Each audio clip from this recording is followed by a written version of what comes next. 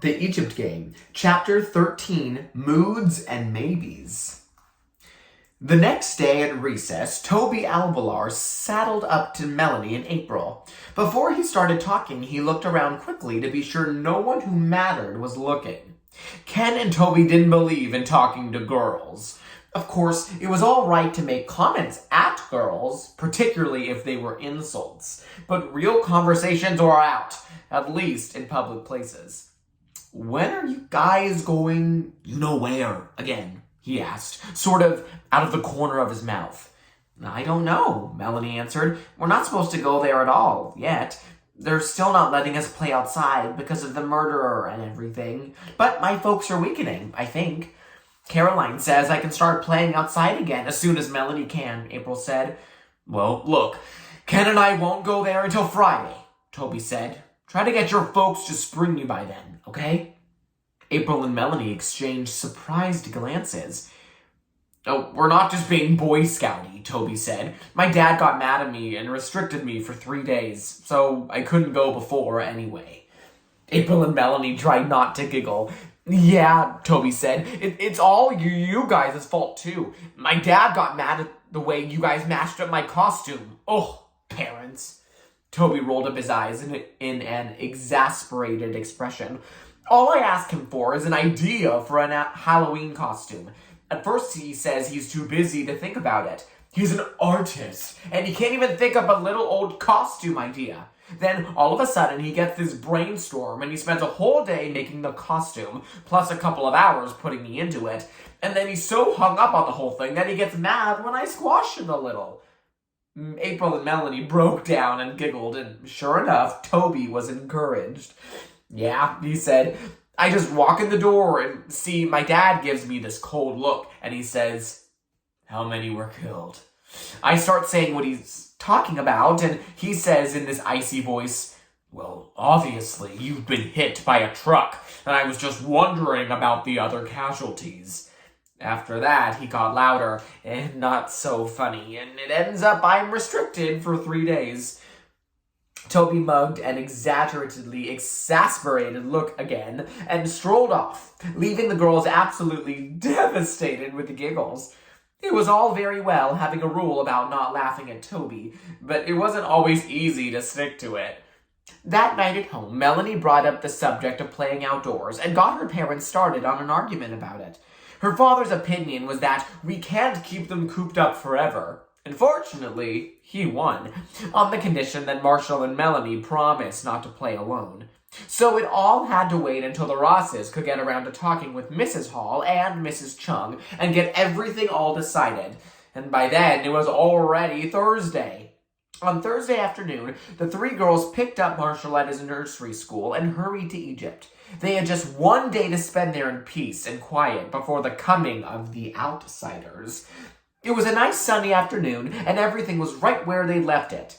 But somehow it was hard to keep their minds on the game. They were all worrying about the next day. They were wondering if the boys really wanted to play or if they just wanted to tease and make trouble. April said it wouldn't surprise her a bit if they showed up with half the boys in the 6th grade and just smashed everything to pieces. In fact, April said she thought they might just as well give up the whole thing and go away and never come back. Later, Elizabeth, with worried wrinkles in her forehead, asked Melanie if April really meant it. Were they really going to give up the Egypt game? But Melanie told her not to worry. "She doesn't mean it," Melanie said. "She's just in a bad mood about something. Can't you tell?" And April was in a bad mood. She had been in a bad mood since the day before, when she got a letter from Hollywood. The letter was from Dorothea, and it was very cheery and chatty, and it said that Dorothea and Nick had gotten married. Dorothea chatted about how happy she and Nick were, and how she moved into Nick's apartment, and there really wasn't much room. "Of course," the letter said, "we're both looking forward just awfully to the time when we can get more settled and have a bigger place and have you come to live with us. But in the meantime, darling, I'm sending the rest of your things on up to Caroline's, as the storage situation here is just terrible." There was a lot more about the big part that Dorothea was about to get. Not the same one as she'd written about last time, which hadn't really been her type of thing anyway. But this new part, April hadn't finished the letter. She had torn it up into tiny little pieces and flushed it down the toilet, so she couldn't change her mind and paste it back together. Then she sat on the windowsill and stared off up Orchard Avenue. She had still been sitting there when Caroline came in, but April hadn't turned around. "I got a letter from your mother today too, dear," Caroline had said.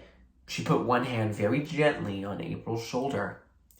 Hot tears had drowned April's eyes, and painful gulps climbed up her throat. She had hated the hand on her shoulder, and she had hated Caroline because it was all her fault. She had been all right until Caroline came in, just angry, mad, but all right. And then Caroline had to come in and make her cry. Caroline had just stood there, and once or twice she had made a little sound in her throat as if she were going to say something, but she never did. After a while, the painful gulps wore themselves out, and the tears running down April's cheeks began to feel almost good, soothing, like warm rain. Suddenly, she had felt empty and very tired, and because she was so tired, she let her head lean over towards Caroline just a little bit. Not really touching, but almost. They stayed that way for quite a while, and then Caroline had given April's shoulder a squeeze, kissed her quickly on top of the head, and gone out. April had sat there a little longer, tasting the tears on her face with the tip of her tongue, and thinking how long it had been since she'd cried enough to taste. And thinking, too, that a kiss on top of the head was okay, and didn't make you want to rub it off the way a kiss on the cheek did.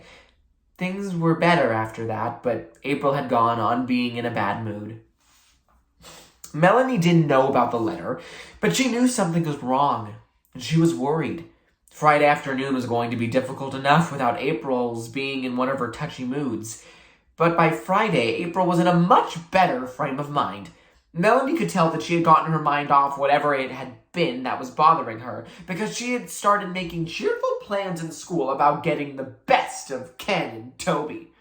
That afternoon, the girls and Marshall got to the storage yard first, and they were all sitting on the edge of the temple floor just waiting when Ken and Toby arrived. Ken had to do a certain amount of squeezing and inhaling to get through the fence, but skinny Toby came through almost as easily as the girls, now that he wasn't wearing boxes. They didn't say much at first, just hi, and then the boys started looking around at the altars and the things on them. The girls watched waringly, trying to figure out just what they had in mind. After a few minutes, Melanie decided that Ken really didn't have anything in mind at all. He looked reluctant and puzzled and a little bit embarrassed. She decided that Ken was only there because Toby was, so she started watching Toby.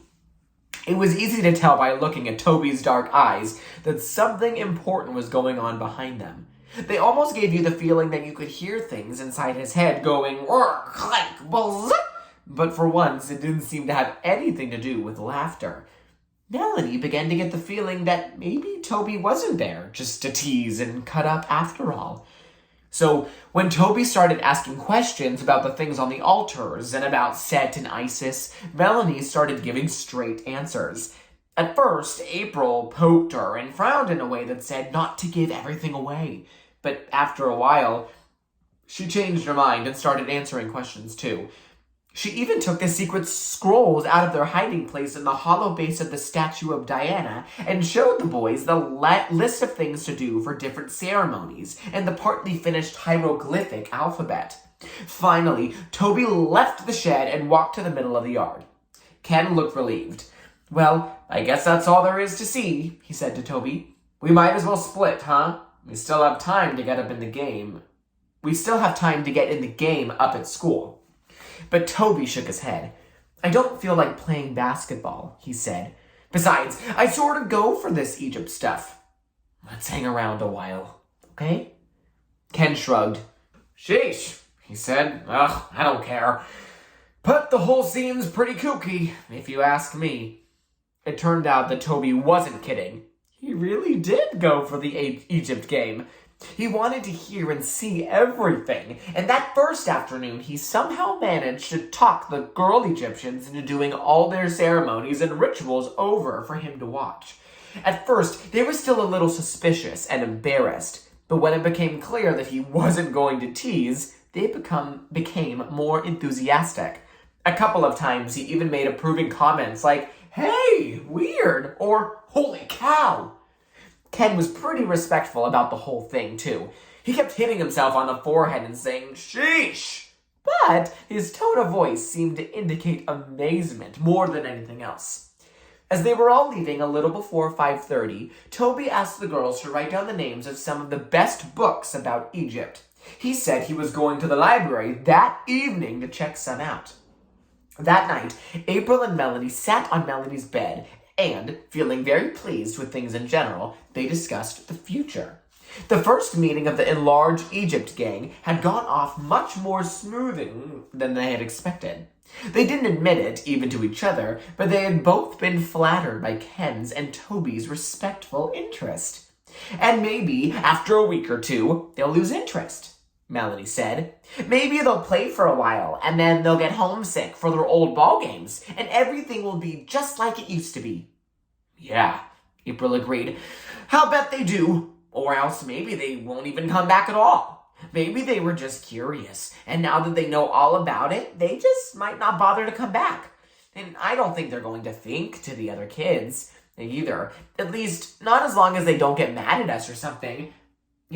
I wouldn't be surprised if they didn't show up tomorrow at all."